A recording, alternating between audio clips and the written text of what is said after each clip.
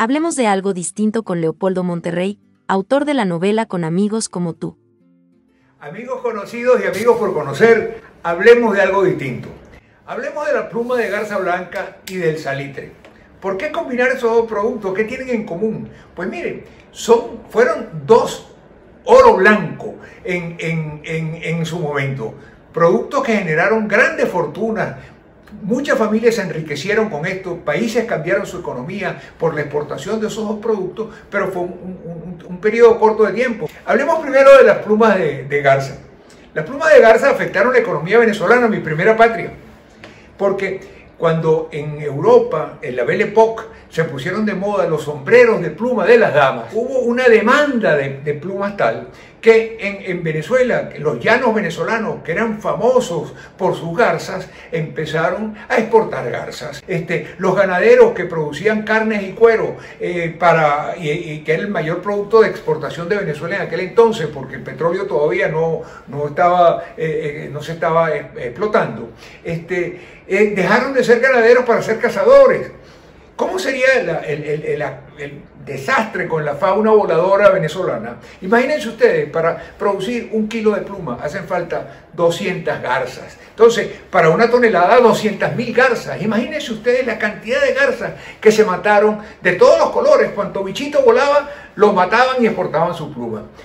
Eso, pues, pasó de moda el sombrero de pluma en Europa y bajó la exportación, se acabó aquel negocio, quedan todavía vestigios de lo que fue las fortunas de aquella época, por ejemplo en San Fernando de Apure, que es una zona muy rústica para quien no conoce aquello. Ahí todavía queda un palacio, hoy en día convertido en minicentro comercial, producto de aquellos 20 años de grandeza que tuvo Venezuela por la exportación de la pluma de garza blanca. En el caso del salitre, para quien no sabe qué es el salitre y por qué tuvo un boom ese producto y por qué tuvo un bajón.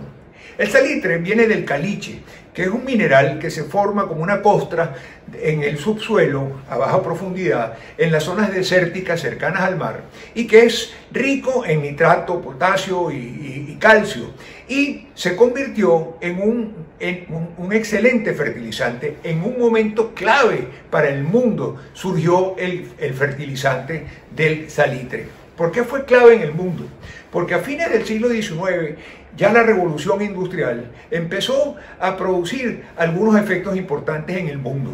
Primero, la gente abandonó los campos para irse a las ciudades, a buscar mejores condiciones de vida y mejores salarios. Segundo, los suelos se fueron agotando tras muchos años de explotación, la tierra se fue agotando y bajaba su producción. Entonces, eso disminuyó la producción de alimentos. Otra cosa que bajó la producción de alimentos es que el gran fertilizante que existía en aquel entonces era el guano, los excrementos de las aves depositados en las rocas del mar, que se explotaron por muchos años y se exportaron a Europa para fertilizar las tierras, pero se agotaron. Aquella cantidad de excrementos que se acumuló durante miles de años se agotaron en relativamente poco tiempo. Entonces, esos factores de baja producción de alimentos se combinaron con un elemento muy crítico, que fue el aumento de la población mundial. A principios del siglo XIX en el mundo habían 1.000 millones de personas. A fines del siglo XIX habían 2.000 millones de personas. O sea, que en 100 años se duplicó la población que se había generado, que se había producido durante muchísimos miles de años, ¿no? Entonces, eso generó una crisis tal que cuando se descubrió este salitre milagroso que se podía utilizar para aumentar la producción agrícola, trajo una gran fortuna para el país que tenía en ese momento el control del salitre, que era Chile, mi segunda patria. Lo tuvo gracias a una guerra, el salitre causó la famosa guerra del Pacífico entre Chile, Perú y Bolivia, guerra que llevó a Chile a estar inclusive a ocupar Lima durante varios años. Pues ese salitre, la explotación de ese salitre, cambió la economía en Chile. La economía chilena también era una economía agrícola. Las grandes casas estaban en los señores ricos, una especie de señores feudales de la época, que tenían sus grandes casas en el campo. En la ciudad de Santiago tenían pequeñas casas donde iban, porque iban a Santiago a hacer negocio. El boom del salitre creó una nueva generación de ricos que convirtió el país, convirtió la ciudad de Santiago construyendo grandes palacios.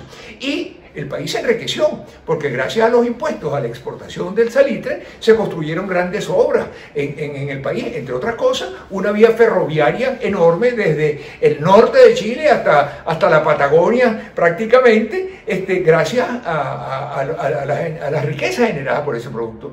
Pero también ese producto tuvo su fin, así como en el caso de las plumas, fue el hecho de que las plumas pasaron de moda, los sombreros de pluma. En el caso del salitre, los alemanes inventaron un salitre artificial. Bueno, y lo que le puso la estocada final al boom de esos productos fue pues la Gran Depresión de 1929, el crash de la bolsa en los Estados Unidos, que afectó pues el comercio internacional.